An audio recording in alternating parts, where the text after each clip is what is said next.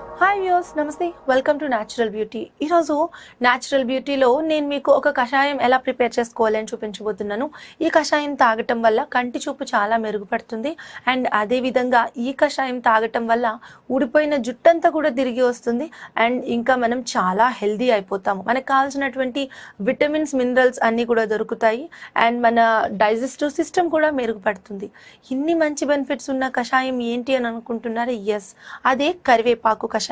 కరివేపాకుతో కషాయం చేసుకుని తాగారు అని అంటే మనకి బీపీ కూడా కంట్రోల్లో ఉంటుంది. అండ్ అదేవిధంగా కరివేపాకు కషాయం వల్ల ఊడిపోయినటువంటి వెంట్రుకలు తిరిగి రూట్స్ దగ్గర స్టిమ్యులేట్ అయ్యి రీగ్రోత్ రావటానికి ఉంటుంది. ఇక మనకు ఐ విజన్ ఏదైతే ఉందో అది చాలా మెరుగుపడుతుంది. పిల్లల్లో మెదడు చాలా చురుకుగా పనిచేస్తుంది. మరి కరివేపాకు కషాయం ప్రిపేర్ చేసుకోవటం చాలా సింపుల్. ప్రతిరోజు కూడా ప్రిపేర్ చేసుకున్నటువంటి ఈ కషాయాన్ని 60 days మానకుండా, అంటే ప్రతిరోజు ప్రిపేర్ చేసుకొని 60 days రెగ్యులర్గా తీసుకుంటే మీకు చాలా మంచి బెనిఫిట్స్ ఉంటాయి. ఒక్క 60 days మీరు కొంచెం కాన్సన్ట్రేట్ చేసి నేను చెప్పిన విధంగా కషాయాన్ని ప్రిపేర్ చేసుకుని తాగి చూడండి. చేంజ్ అనేది మీకే తెలుస్తుంది. డెఫినెట్లీ హెయిర్ బాగా గ్రోత్ అవుతుంది. ఓకే, మరి ప్రాసెస్లోకి వెళ్ళిపోదామా?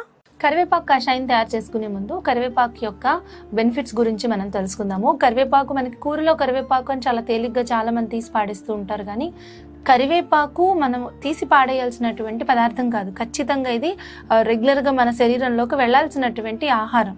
ఎందుకు అనంటే ఈ కరివేపాకు వల్ల మనకి అనేక రకాలైనటువంటి రోగాలు తగ్గటానికి చాలా ఉపయోగపడుతుంది.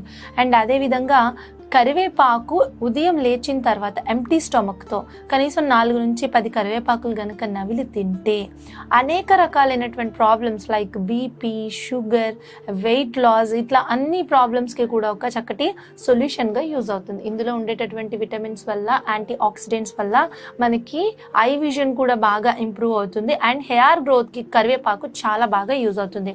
అందులోనూ కరివేపాకుని కొబ్బరి నూనెలో వేసి కాచి తర్వాత వడగట్టి చల్లార్చి ఆ ఆయిల్ని రాసుకుంటే కూడా హెయిర్కి చాలా గ్రోత్ ఉంటుంది.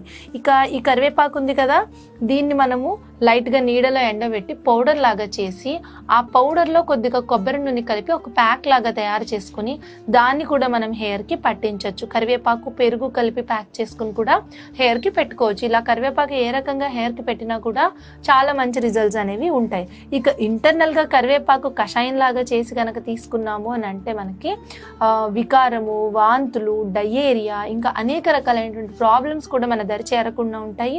అలా గ్యాస్ లాంటి ప్రాబ్లమ్స్ ఉన్నా కూడా కంట్రోల్ అయిపోతూ ఉంటాయి. సో ఈ కరివేపాకు కషాయం తయారు చేయడానికి కావాల్సిన పదార్థాలు ఏంటో చూద్దాము. ఫస్ట్ మనకు కావాలి కరివేపాకు, అండ్ ఆ తర్వాత ఒక నిమ్మకాయ, నెక్స్ట్ కొద్దిగా అల్లం, అండ్ కొంచెం టేస్ట్ కోసం మనము బ్లాక్ సాల్ట్ని కూడా యాడ్ చేసుకోవచ్చు. ఎందుకంటే చాలా మంది కరివేపాకు కషాయం తాగను, టేస్ట్గా ఉండదు అని అంటారు కదా. సో ఈరోజు టేస్ట్గా ఉండేలాగా కరివేపాకు కషాయాన్ని ఎలా ప్రిపేర్ చేసుకోవాలో నేను చూపిస్తున్నాను. ఇది రోజు కూడా ఎంటీ స్టమక్తో తీసుకుంటే మనకి చాలా ప్రాబ్లమ్స్ అనేవి సాల్వ్ అయిపోతాయి. సో ప్రొసీజర్లోకి వెళ్ళిపోదామా?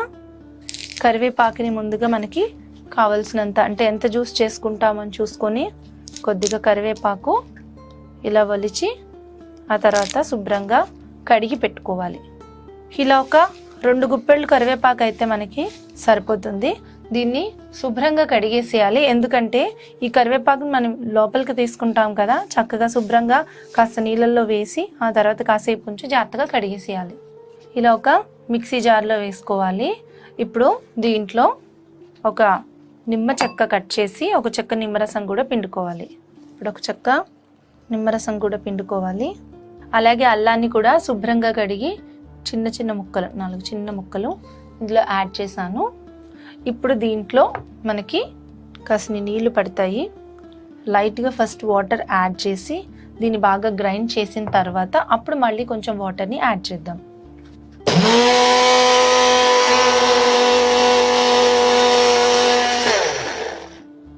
ఇది మెత్తటి పేస్ట్ లాగా తయారయ్యాక ఒక 1/2 గ్లాస్ వాటర్ని ఇందులో యాడ్ చేసుకోవాలి.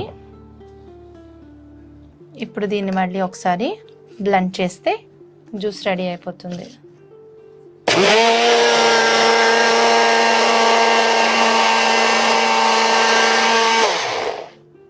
సో ఇలా మొత్తం వడగడితే మనకి ఒక 1/2 గ్లాస్ వరకు జ్యూస్ వచ్చింది.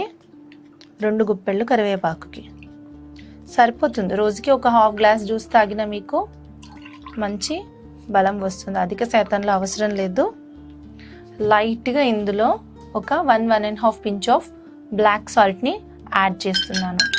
ఇది మనకి టేస్ట్ తీసుకొస్తుంది. ఇందులో మనం నిమ్మరసం పిండాము అండ్ అల్లం యూస్ చేసాము అండ్ దాంతోపాటు మనము బ్లాక్ సాల్ట్ని కూడా యూస్ చేసాము.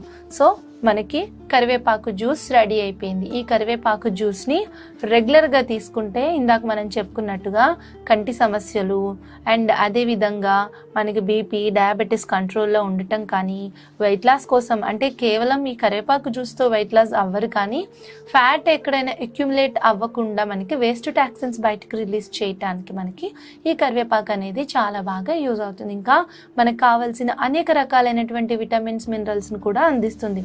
సో ఇలా కరివేపాకు జ్యూస్ని తయారు చేసుకుని తాగుతారు కదా.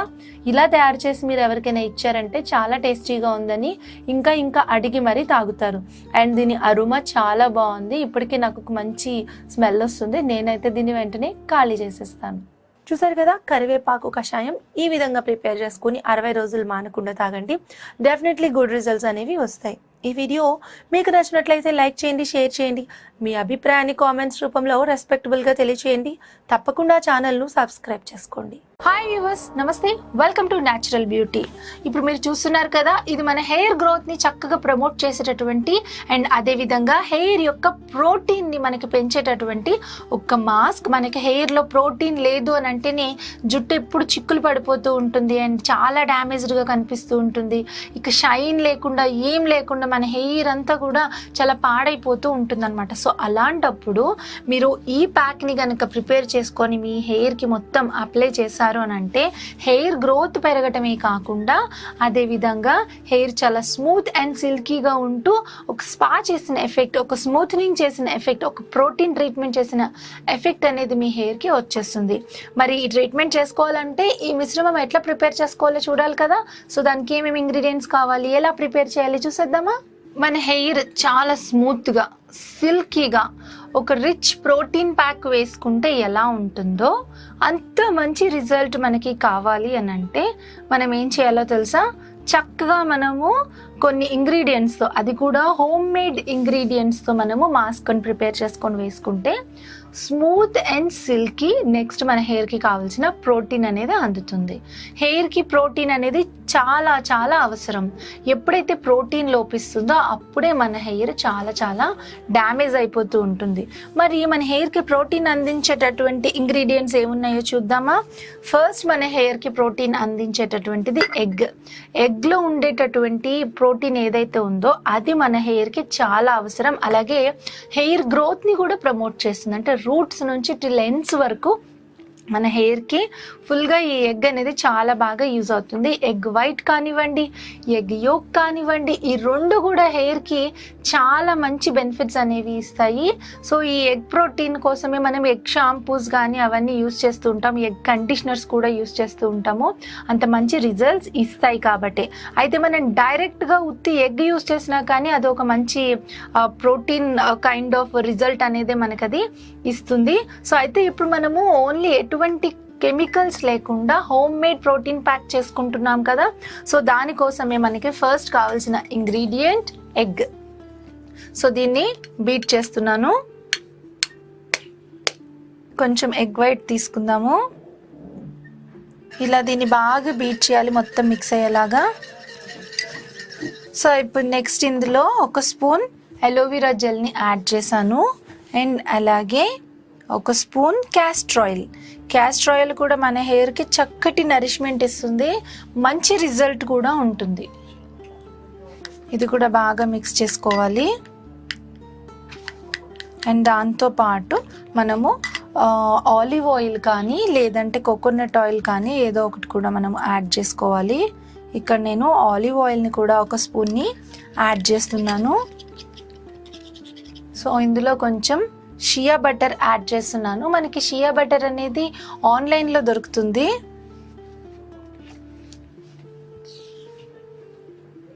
కొద్దిగా షియా బటర్ని యాడ్ చేసి మనకి స్కిన్కైనా అలాగే మన హెయిర్కైనా కూడా షియా బటర్ చాలా మంచి రిజల్ట్స్ అనేది ఇస్తుంది. మంచి సాఫ్ట్నెస్ అనేది తీసుకొస్తుంది షియా బటర్ యాడ్ చేయటం వల్ల. మనకి హెయిర్ ప్రాబ్లమ్స్ కూడా బాగా సాల్వ్ అవుతాయి.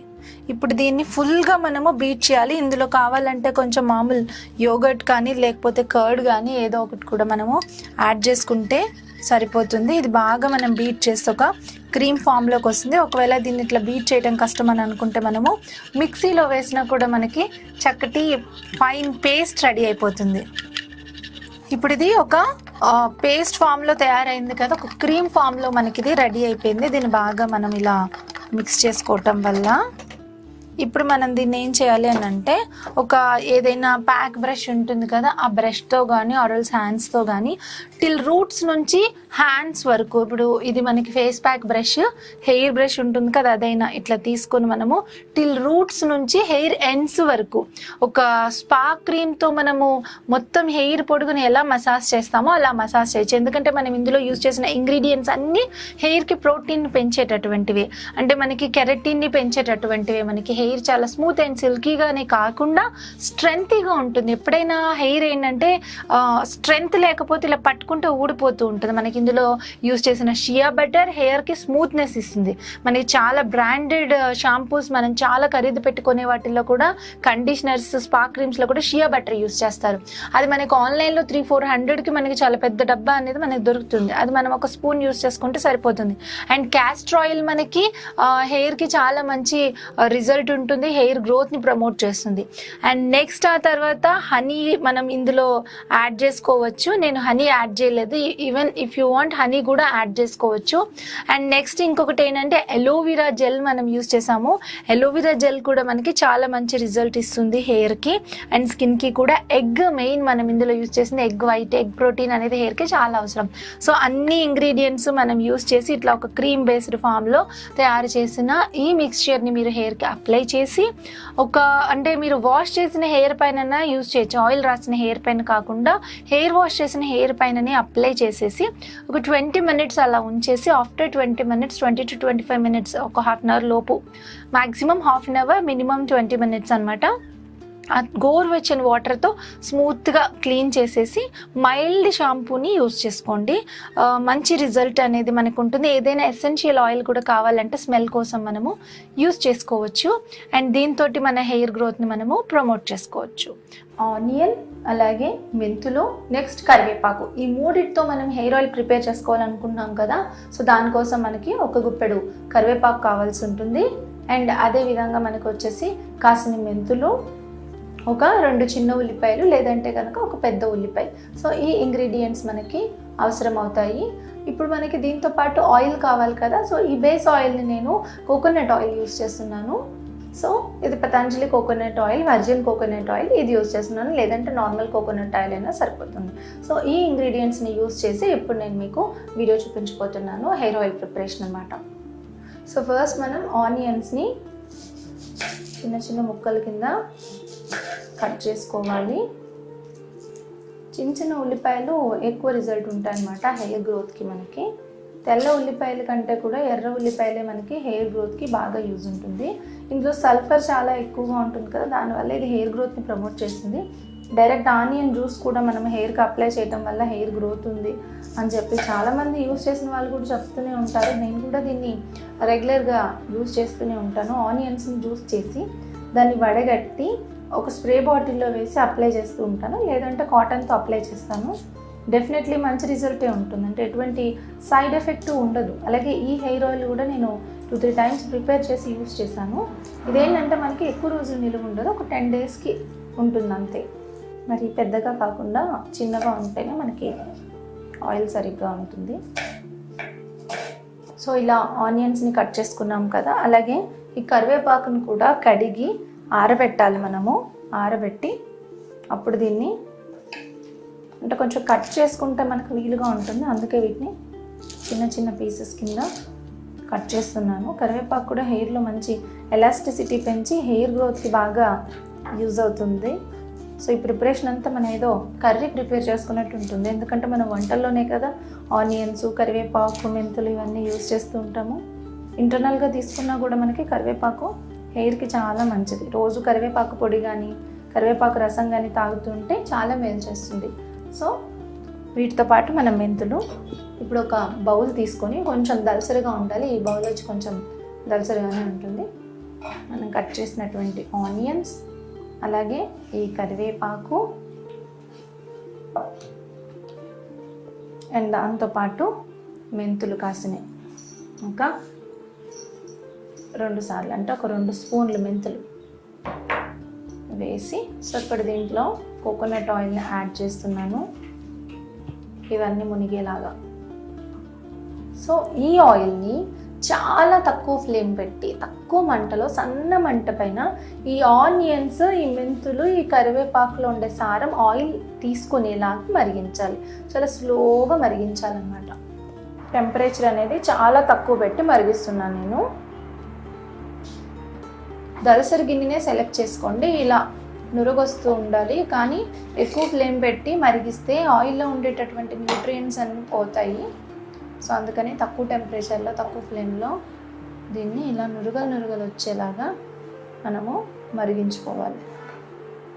సో మరీ ఎక్కువ మరగకుండా ఇలా బాగా నురుగలు రాగానే మనం కట్టేసేయచ్చు, లేదంటే ఆయిల్లో ఉండే పోషకాలన్నీ కూడా పోతాయి ఎక్కువగా మరిగిస్తే. సో ఈ మాదిరి వేడికి సరిపోతుంది. సో నేను స్టవ్ ఆఫ్ చేసేసాను.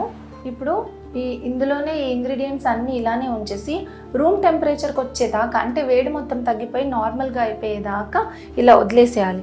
అప్పుడు ఏంటంటే చక్కటి సారం అంతా కూడా దిగుతుంది. ఈ ఆనియన్స్లో ఉన్న సారం, కరివేపాకులో ఉన్న సారం, మెంతుల్లో ఉన్న సారం ఇదంతా దిగుతుంది. అండ్ ఇంకా ఉంచగలిగితే ఒక పూటంతా అలా ఉంచేసి తర్వాత దీన్ని కూడా వడగట్టుకున్న మనకి మంచి రిజల్టే ఉంటుంది. సో మనం దీన్ని కాసేపు పక్కన పెట్టేద్దాం.